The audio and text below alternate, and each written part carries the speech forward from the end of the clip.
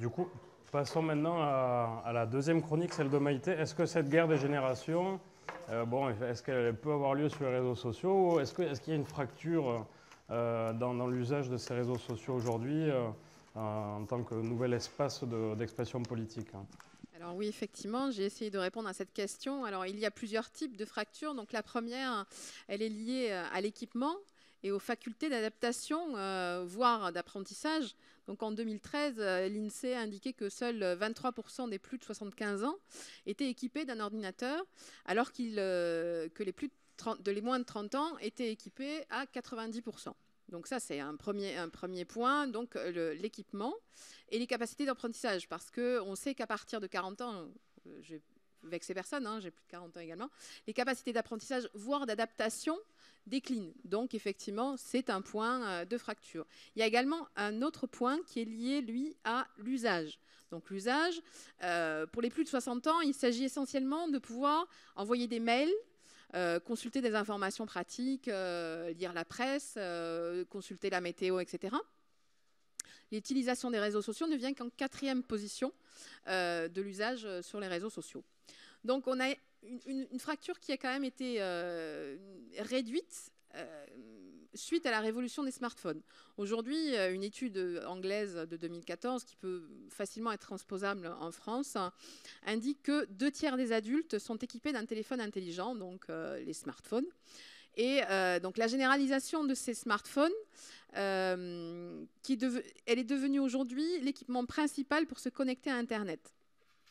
Les smartphones ont la capacité de rendre l'usage des réseaux sociaux en particulier et de l'Internet en général plus facile grâce aux applications qui réduisent, si vous voulez, le contour de l'utilisation que vous en faites. C'est-à-dire que quand vous rentrez sur une application, vous êtes verrouillé. C'est-à-dire que vous rentrez dans l'application, vous n'allez pas avoir des messages, des publicités qui vont venir vous embêter. Vous êtes pris un petit peu par la main, par l'application. Donc du coup, cet usage devient beaucoup plus facile pour l'usager, donc qui facilite pour les seniors l'utilisation et donc réduit cette fracture liée à l'équipement. Donc en fait, les applications, donc, comme je viens de le dire, réduisent l'usage.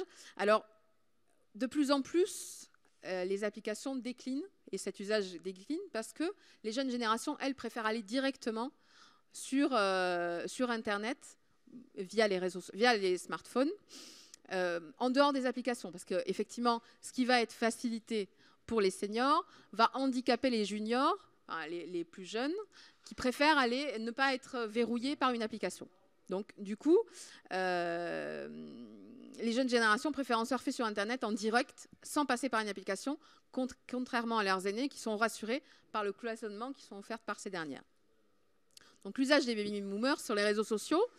Dans l'usage des réseaux sociaux, les seniors restent sur un usage basique, c'est-à-dire qu'après la création d'un profil, parfois guidé ou aidé par quelqu'un de plus jeune, ils sont essentiellement présents sur Facebook et partagent plus souvent qu'ils ne postent ou créent eux-mêmes des publications. Ils sont parfois limités par la génération d'un post par rapport à des images. Le simple fait d'aller chercher une image sur leur outil, sur le bureau de l'ordinateur, crée parfois des difficultés. Donc, ce réseau social leur permet également, et ils sont friands, ce réseau social leur permet également de rester en contact avec leurs enfants, voire leurs petits-enfants, voir ce que ces derniers publient, puisque eux sont très actifs et publient beaucoup. Donc les grands-parents leur voient effectivement la vie de leur progéniture, hein, si vous voulez, sur les réseaux sociaux. Donc ensuite, par contre, du coup, l'arrivée des seniors sur Facebook a fait que les jeunes générations, les générations X et Y, c'est-à-dire que les 18-35 ans, ont eu tendance à délaisser ce réseau social-là, parce que justement, vu qu'ils étaient, entre guillemets, épiés par leurs aînés, ils ont dit, bon, ben, on va aller sur d'autres réseaux tels que Twitter ou Snapchat, qui, eux, ne sont pas encore utilisés par les seniors. Donc, du coup, ils ont voulu éviter cette intrusion-là, entre guillemets, et favoriser Oui. Alors justement, si on se concentre sur les dirigeants politiques, est-ce que cette fracture ou non-fracture, qu'est-ce qu'on observe justement dans ce lien entre les générations parmi les dirigeants politiques? Est-ce qu'il y a plus d'écart entre Alors effectivement, au niveau politique, il y a différents profils d'utilisateurs des réseaux sociaux. Donc on a parfois les politiques seniors qui délèguent beaucoup la gestion de leur image sur les réseaux sociaux. Ils ont bien compris l'obligation, pour des raisons marketing, d'être présents sur les réseaux sociaux. Mais ceux qui sont particulièrement donc les plus âgés, ceux qui sont aux responsabilités, ils comblent ce manque d'aisance-là en s'entourant de community managers qui parlent pour eux. Donc, mais même parfois, les community managers ne peuvent pas utiliser vraiment les réseaux sociaux à plein. Les réseaux sociaux de ces personnes-là sont utilisés essentiellement pour retranscrire des petits bouts de discours. C'est-à-dire que voilà, vous allez saucissonner un discours qui va faire une demi-heure en petits messages en 140 caractères qui vont être diffusés sur les réseaux sociaux, ou alors ils vont permettre de répéter à l'envi des éléments de langage qui ont été retravaillés avec des équipes de communication. Donc ça perd vraiment entièrement la spontanéité qui est voulue sur les réseaux sociaux. Après, vous avez une autre génération, un autre profil qui, lui, a choisi pour des raisons X ou Y, aussi pour des raisons financières, qui n'ont pas des équipes autour d'eux capables de le faire, qui, eux, prennent en main leur propre Twitter ou Facebook, ou également d'autres qui s'adaptent, comme on peut le voir avec Marine Le Pen, qui, elle, a un community manager, mais qui tient à garder sa liberté de parole en signant systématiquement ses propres tweets par MLP à la fin. Donc, c'est un signe que c'est elle qui a écrit et non sa community manager. Donc, vous avez d'autres cas également. Monsieur Dupont-Aignan, Cécile Duflot ou François Bayrou, qui pourtant, lui, n'est pas très adepte de la phrase en 140 caractères, est très actif sur Twitter, et c'est lui directement qui tweet. Pour le cas de Cécile Duflot, c'est un petit peu particulier, puisque c'était même elle qui allait interpeller d'autres politiques en direct, qui répondaient directement aux interpellations qu'elle avait directement sur Twitter. Un autre, le parfait contre-exemple de la non-fracture générationnelle sur les réseaux sociaux, c'est Trump.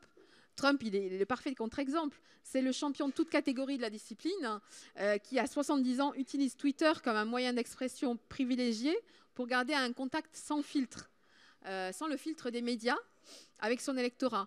Alors, lui, il a compris que pour passer directement via son électorat, pour éviter que la presse mainstream filtre son propre message, il s'adresse directement à son électorat en 140 caractères, excusez-moi.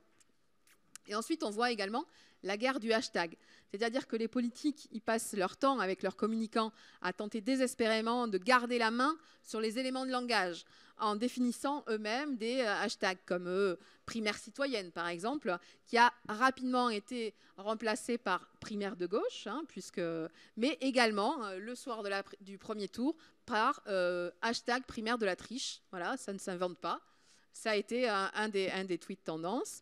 Et également, à droite, on a le hashtag Fillon-la Villette ou Fillon 2017, qui évidemment n'ont pas fait un pli face au désormais célèbre hashtag Penelope Gate. Merci Maïté. Voilà.